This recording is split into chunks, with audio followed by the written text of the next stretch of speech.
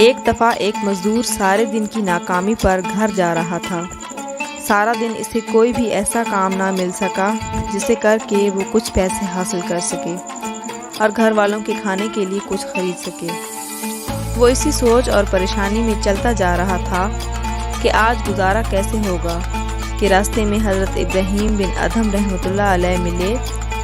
اس مزدور نے حضرت کو دیکھ کر کہا کہ حضرت آپ کتنے آسودہ حال ہیں، کتنے خوش اور مطمئن ہیں، کوئی پریشانی نہیں، کوئی دکھ نہیں، اور ایک میں ہوں کہ شب و روز مصائب اور پریشانی میں مبتلا رہتا ہوں۔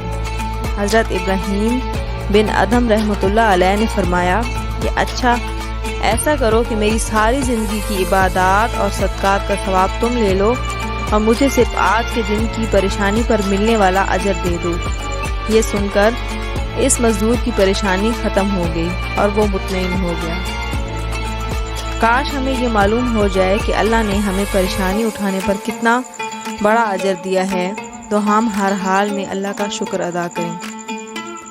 اللہ تمام پریشان لوگوں کی پریشانی دور کرے اور تمام بے روزگار لوگوں کے لیے حق حلال رزق کی صورت بنا دے۔ آمین۔